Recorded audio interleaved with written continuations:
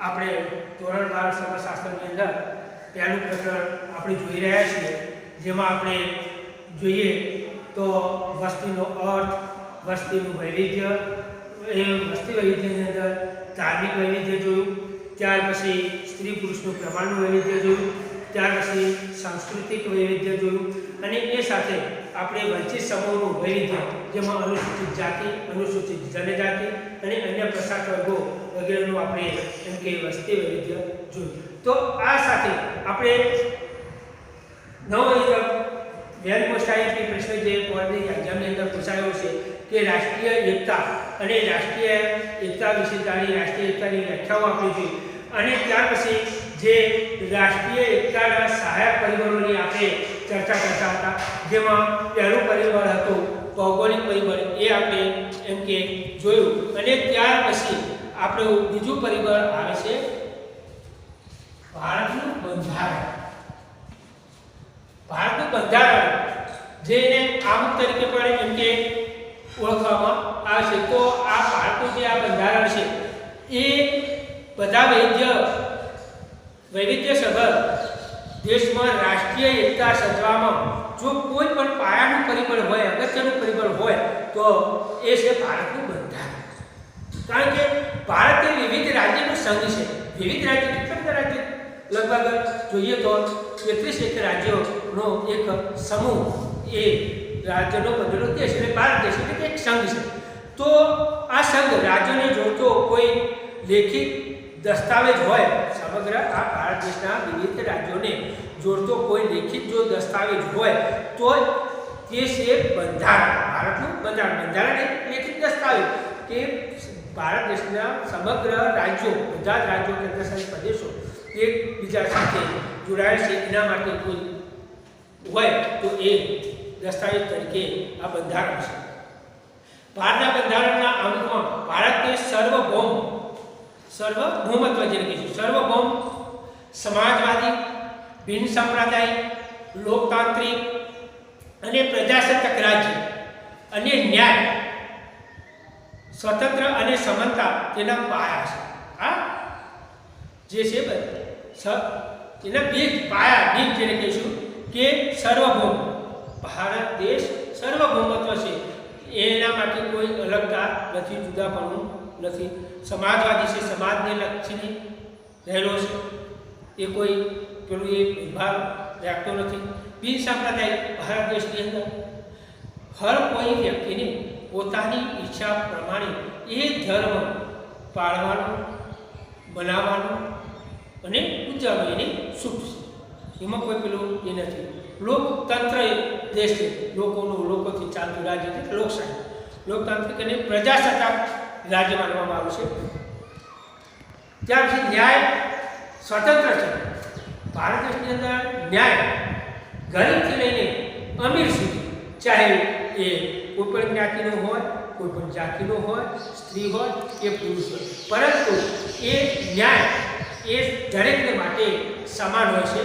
જે ભારતના બંધારણ પ્રમાણે જે વિવિધ જે આર્ટિકલ્સ આપેલા છે, અને એ પ્રમાણે એ જે ગુનો કરનાર વ્યક્તિ જે છે એને જે સજા થાય, એ ચાહે કોઈ પણ વ્યક્તિ કેમ ન હોય તો એ સમાન હોય છે, એમાં કોઈ ભેદભાવ હોતો નથી.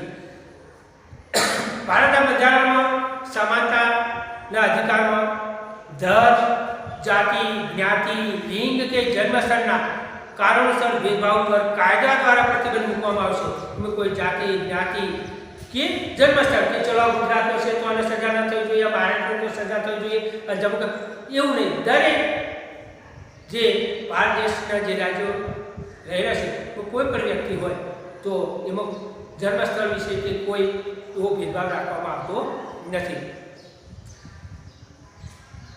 કારણ કે કાયદા દ્વારા એને પ્રતિબંધિત એમ કે કરવામાં આવેલો છે. ભારતનું બંધારણ બધા જ નાગરિકોને, વ્યક્તિને ગૌરવની તથા રાષ્ટ્રીય એકતા અને અખંડતાની એમ કે ખાતરી આપે છે.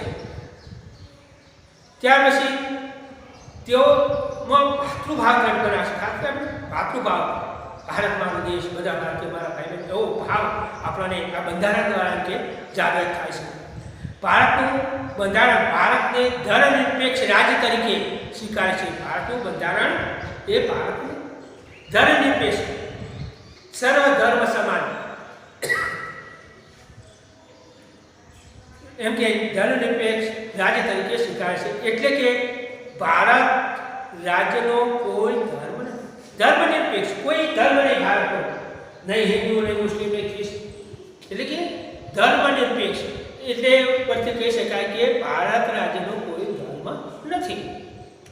બધા જ ધર્મો માટે સમાન આદર અને રક્ષણ મળે છે. દરેક ધર્મના ચાહે ઇસ્લામ હોય, શીખો હોય, જૈન હોય કે ખ્રિસ્તી હોય કે કોઈ પણ, એ દરેકને સમાન રક્ષણ મળે છે. બધા જ નાગરિકોને મુક્તપણે ધર્મ માનવા તથા પાળવા અને તેનો પ્રચાર કરવાનો અધિકાર મુક્તપણે એ પાળી શકે છે, પ્રચાર કરી શકે છે અને બનાવી શકે છે. એમાં કોઈ ભેદભાવ નથી. એવું ભારતના બંધારણમાં એમ કે હક આપવામાં આવે છે. ભારતમાં કોઈ પણ સ્થળે વસવાટ કરતો, ભારતના રાજ્યની અંદર કોઈ પણ સ્થળે વસવાટ કરતો અને પોતાની આગવી ભાષા, પોતાની લીટી, સંસ્કૃતિ ધરાવતો ચાહે લઘુમતી જૂથના આ બધાને જતન કરવાનો અને જાળવવાનો અધિકાર આપતા છે. એટલે કે ચાહે ખ્રિસ્તી હોય કોઈ પણ હોય, એ પોતે પોતાની રીતે પોતાની જે ભાષા હોય એ બોલી શકે, ત્યાર પછી ધર્મ પાળી શકે, ઉત્સવો ઉજવી શકે, એના પર કોઈ પણ પ્રતિબંધ રહેલો નથી. જાળવવાનો અધિકાર બંધારણે આપશે. આ બધા અધિકારો રાષ્ટ્રીય એકતાના ઘડતરમાં એક પ્રાથમિક ભૂમિકા ભજવે. આ ભારતના બંધારણની અંદર ભારતનું બંધારણ ભારતની રાષ્ટ્રીય એકતા જે છે એ રાષ્ટ્રીય એકતાની એક પ્રાથમિક, જેને કહેવાય ને કે તેની મુખ્ય શરૂઆતની આ ભૂમિકાની અંદર ભારતનું બંધારણ રહ્યું છે. કે રાષ્ટ્રીય એકતામાં આ ભારતનું બંધારણ જે છે એ પ્રથમ સોપાન કર્યું, એટલે કે પ્રથમ કહી શકાય, એ પણ એમને જાણી શકાય. એ જ રીતે બીજો આપણો જે મુદ્દો છે કે જેને આપણે કહીશું નાગરિક ફરજો. હવે સ્વાભાવિક છે આપણે દેશના નાગરિક છે, તો જો દેશ આપણા માટે આ રીતે કરતો હોય તો આપણી નાગરિક તરીકેની કઈ કઈ ફરજો છે એ ફરજો પણ આપણે જોઈએ તો ભારતના નાગરિકની ફરજોની અંદર રાષ્ટ્રીય એકતાના નિર્દેશતા છે. અને તમે બધા આપણે એક ભારતીય તરીકે ભારત દેશવાસી હોવાના કારણે ભારત દેશની ના કારણે આપણે આ જે આપણી નાગરિક તરીકેની જે ફરજો હોય એનું પાલન કરવું જ રહે. એટલે એક તો પહેલી બાબત જોઈએ રાષ્ટ્રને વફાદાર રહેવું, કે ભારત મારો દેશ છે, બરાબર, આપણે એ દેશમાં રહીએ છીએ, એ દેશમાં જીવીએ છીએ સુખ ચેન આરામથી.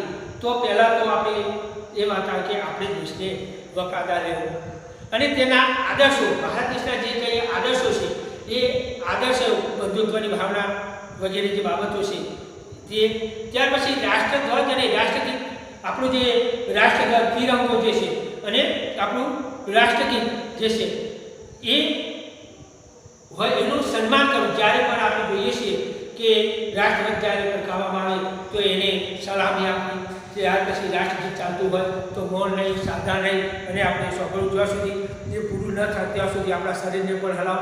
આ એક આપણામાં આ નાગરિક તરીકેની એક ફરજ છે.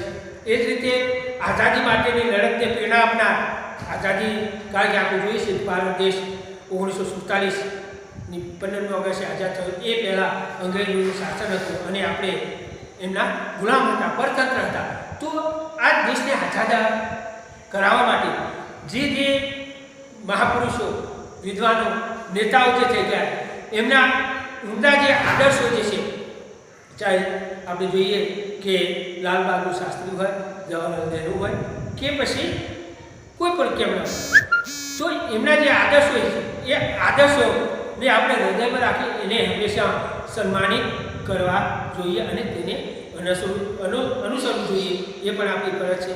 તે જ રીતે ભારતનું સર્વભૌમત્વ, એકતા અને અખંડિતતાનું સર્વધન કરી તેનું રક્ષણ કરવું. ભારતની સર્વભૌમત્વનું આ આપણે કહીએ છીએ કે ભાઈ સરકારી છે, આપણું કયો છે, નહીં, એ સરકારી નથી, એ આપણું છે.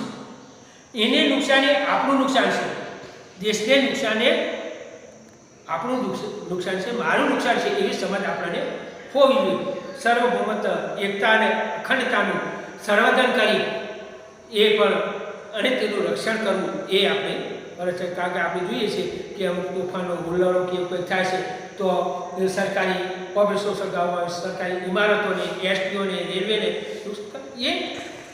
એ નુકસાન એ આપણું જ નુકસાન છે. એટલે એવું ક્યારે પણ ન હોવું જોઈએ. એટલે આપણે એનું રક્ષણ કરવાનું છે. દેશનું રક્ષણ કરવામાં યોગદાન આપવું એ રાષ્ટ્રીય સેવા છે, અને દેશનું રક્ષણ કરવામાં આપણે જે કંઈ યોગદાન આપવું એ આપણી એક રાષ્ટ્રીય ફરજ છે. ત્યાર પછી ધાર્મિક, ભાષાકીય, પ્રાદેશિક અથવા સાંપ્રદાયિક તફાવતથી પર રહેવું. કારણ કે આપણે જોઈએ છે કે જે ધર્મના કારણે જે આપણે ઘણી વખત તોફાનો થતા હોય છે ધાર્મિક બાબતોની અંદર, બરાબર. જેમ કે આપણે જોઈએ કે અયોધ્યાની અંદર રામ મંદિર વખતે તો આપણે જોઈએ છીએ કેટલા થયા હતા નિર્દોષો. તો એવું નહીં હોવું જોઈએ. ત્યાર પછી બીજી બાબત છે ભાષાકીય. કારણ કે ભાષાકીય બાબતોની અંદર આપણે જોઈએ કે શરૂઆત જ્યારે આઝાદી મળી ત્યારે દક્ષિણના રાજ્યો કહેતા હતા કે ભાઈ અંગ્રેજીને એમ કે રાષ્ટ્રભાષા બનાવો, જ્યારે ઉત્તરના કે ઉપરના જે બીજા રાજ્યો છે તે કે ના હિન્દીને. તો એ વખતે પણ થોડા તોફાનો જેવો ભાષાકીયવાદ ઊભો થયો હતો. ત્યાર પછી અલગતાવાદ, બરાબર, જેને કહીશું. તો આમ સાંપ્રદાયિક તફાવત, ભાષાકીય, પ્રાદેશિક અથવા સાંપ્રદાયિક તફાવતોથી આપણે પર રહેવું જોઈએ, એટલે કે દૂર રહેવું જોઈએ. ભારતના તમામ લોકોમાં સુમેળ અને સમાન બંધુત્વની ભાવના જાગે એવી આપણે હંમેશા એમ કે વૃદ્ધિ કરવી જોઈએ. ત્યાર પછી સ્ત્રીઓને ગૌરવ અને સન્માનિત કરે તેવા વ્યવહારો. ત્યાર પછી બીજું કે આપણા પ્રત્યેક નાગરિકની અંદર સ્ત્રીઓ પ્રત્યે આદર, સત્કાર અને સદભાવના હોવી જોઈએ. કારણ કે સ્ત્રી એક શક્તિ છે, સ્ત્રી એક શક્તિ છે, અને જ્યાં સ્ત્રીઓને માન સન્માનવામાં આવે છે ત્યાં હંમેશા સુખ અને સમૃદ્ધિ રહેલી છે, અને જ્યાં અપમાનિત થાય ત્યાં એ સર્વનાશ થાય છે. એટલે કે ભારતની પ્રત્યેક સ્ત્રી પ્રત્યે આપણે આદર, સન્માનની ભાવનાથી જોવી જોઈએ અને એવો વ્યવહાર કરવો જોઈએ. મોટી છે માતા સમાન, ત્યાર પછી નાના સમવય છે બહેન સમાન, અને ત્યાર પછી દીકરી સમાન માની એને હંમેશા સત્કારવી જોઈએ. તો આ રાષ્ટ્રીય ફરજો સમજવા પાયાની આ ભૂમિકા નાગરિક ફરજો છે.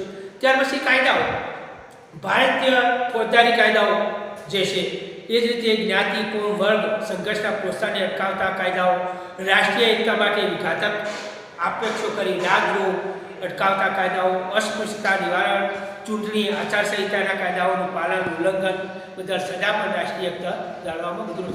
કારણ કે આપણે જોઈએ ભારતનો જે કાયદાઓ છે એ કાયદાને અનુસરીને જ કાયદા પ્રમાણે જો કોઈ આ ચોરી કરે 420 પ્રમાણે એને આ ગુનો કર્યો આ સજા થાય, તો આવી સજા કાયદાઓ દ્વારા રહેલી છે. અને જો કાયદો ન હોય તો તમે સમજી શકો છો કે આપણે સુખચેનથી રહી શકીએ નહીં.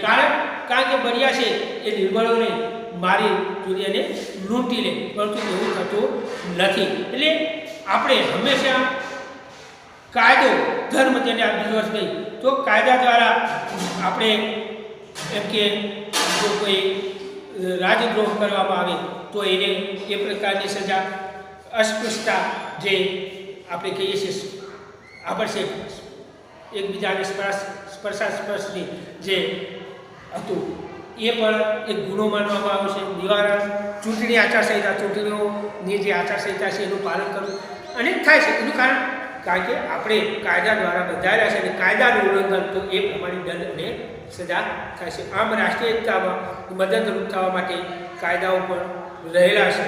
તો હવે પછીના જે મુદ્દાઓ છે આપણે પછી